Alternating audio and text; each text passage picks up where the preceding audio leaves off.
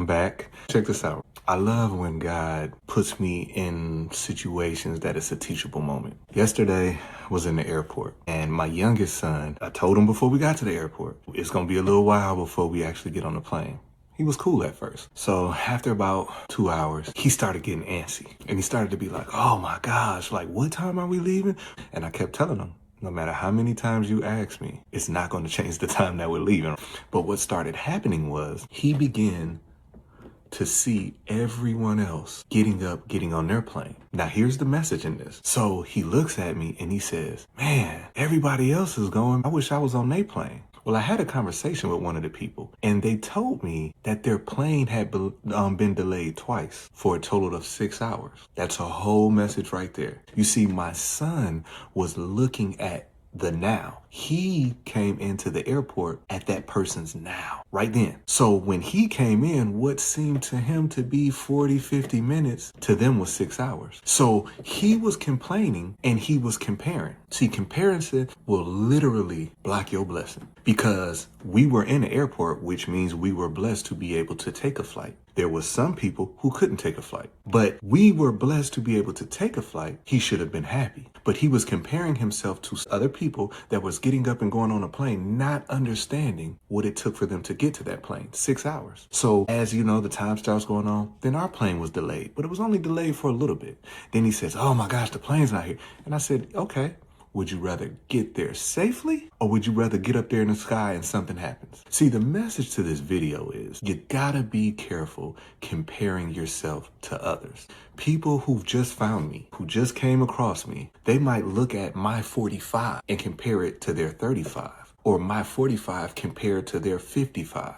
But what you don't understand is what it took for me to get here. You might not understand the trials that I had to go through. You might not understand the many lessons that I had to go through to get here. And I won't understand yours. But comparison will literally having you look at what God has done for you and diminish it because you're focused on someone else. My son is training for a marathon right now, right? And I ran the marathon. Now, I ran the larger marathon, but sometimes he'll ask me, hey, Dad, what did you do? And I'll tell him, hey, I did X, Y, and Z. But you can do something else, because what it took for me might not be for you. That's why I love the idea of a marathon. Marathon, unless you are, top of the ledge, marathon for many people is just to be able to say that I completed a marathon. That's it. I ran it because my grandmother was suffering from leukemia, and it was the rock and roll marathon. So that's why I ran it. But here's the thing. When you're running that marathon, you have to focus on you. It doesn't matter what everybody else is doing. You have to focus on you. There will be people passing you. There will be people behind you. But as long as you run your marathon, you'll be good. And a lot of times people will look at social media and you will compare yourself to someone else's chapter 12. But what you don't understand is if God ain't in that foundation, it will never last. If God is not in the foundation of a thing, it won't last. So you can obtain many things in this world. I say it all the time. The devil is in the blessing business too. So you can obtain, but can you hold on? You have these people that got millions and millions of dollars, and then you see them do crazy things. And what's the first thing we say? Man, they crazy, because if I had, you don't know. You don't know what that person had to do to get that. You don't know the things that they have done morally to get that. And that's why it can be taken away. God might not have put you on this earth to be a millionaire. But what about if he put you on this earth to have $1 million worth of peace? What if God placed you in certain situations so you can push that next person to be a millionaire? See, that's when you know if you've grown. How are you when someone else is being blessed to what you think should be your blessing? You come on social media and you see that person got that new car, and that's the car that you've been asking for and praying for, and you just like, oh my God, but you don't know what they took to get that car. And a lot of times you comparing yourself to somebody and they manipulated, they cheated to get. So this time next year, they don't have it no more. They don't have it no more because God wasn't in the foundation. You see, at 45, Lord willing, I'll be 46 in July. The way that I used to think, I can't think no more. See, God took me through there to get me here. Now, sometimes I'll take a moment and I'll look back like the song says over my life, and I get choked up sometimes because I sit back and I just be like, oh man, I never should have made it. And I stop myself. What am I talking about? I should have never made, because I can't say God doesn't make mistakes, but I look back over my life and say, ooh, I should have been dead. No, I shouldn't have. If God don't make no mistakes, no, I shouldn't have been dead. I just thank God that I was able to see what it was he wanted me to see. See, people say this all the time.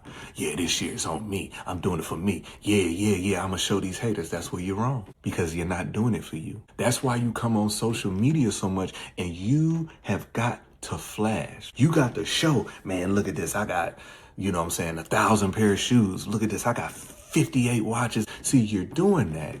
And you call it motivation. Motivation to who? It's hard out there. You showing all what you got and somebody kicking in your door. And the next thing you know, you talking about, man, these haters this. No, you showing everything. But it's the reason why you're showing everything, because you trying to stunt on people, because materialistic things is all that you have. If you can wake up in the morning and just be thankful, you open the opportunities for more. And whatever God gifts you with, how you handle that gift gives you more. There's nothing like somebody that's being ungrateful.